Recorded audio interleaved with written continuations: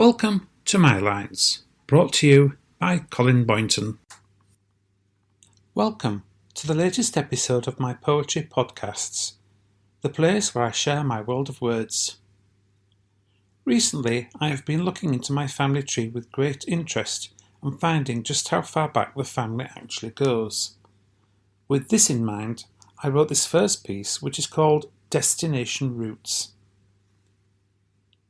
Looking at my family tree and those who've gone before, am I just their destiny, or am I something more? Do I have within me a part of those long gone, carried through the centuries from each and every one? Perhaps I might look like them, or did they look like me, each person that I found about on my family tree? Branches spreading far and wide, with roots well in the past, am I saddened by the thought I might be the last? Who knows what the future holds, and no one ever knew. As generations came along, the family tree just grew. But like a tree that's growing wild, it's also grown quite old. There's bound to be an end for it, and then the story's told. Looking at my family tree, their stories could be told, but few have ever passed along, and now I'm growing old. There's no one to remember those who came before, no one who can tell the tales of lives and so much more. Like leaves that's fallen from a tree, those lives have fallen too, stories long forgotten, if only we all knew. My next poem this week also came at a similar time as I was thinking about recent family, things we did and what has now passed. This piece is called Take a Trip. I took a trip to memory lane, it isn't very far. You can't get there by walking and you can't get there by car.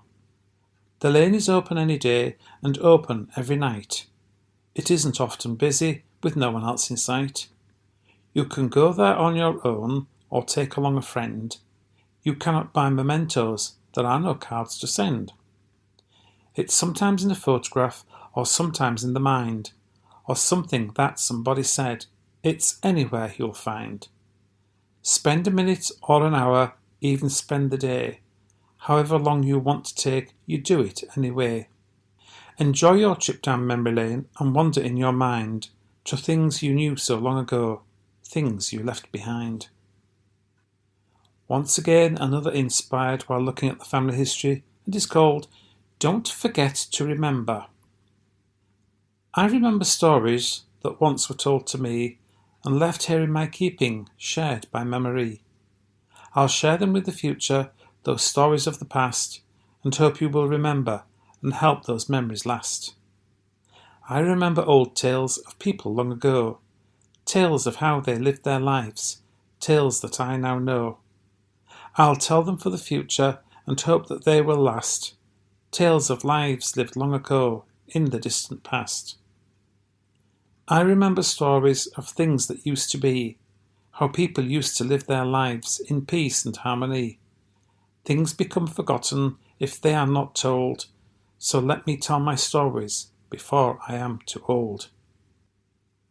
The next piece I've chosen is called The Future of History. The echoes of time sounds through the years, from hundreds of smiles and gallons of tears, through stories forgotten and stories still told, by people from nations now growing old.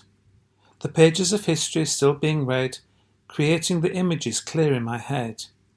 There's things we should learn, things we should know. As years pass on by, we see history grow. The road that we travel forever goes on. Will memories we share ever be gone? The road never ends with many a twist, into the future, into the mist.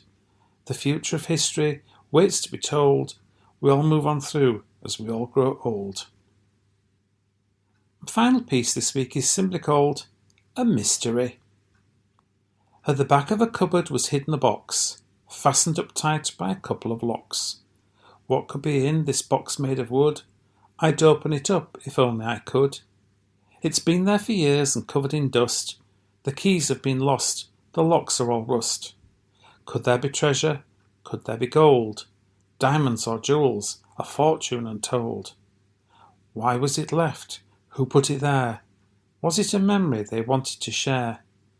I think I'll resist to open the box and just put it back with unopened locks. Hope you've enjoyed my choice for this week's episode. The books I have written are available either from myself or direct from my publishers. For more details, see my website www.collinscorner.co.uk. Thank you for joining me today, and I hope you will join me once again next week for another episode of My Lines.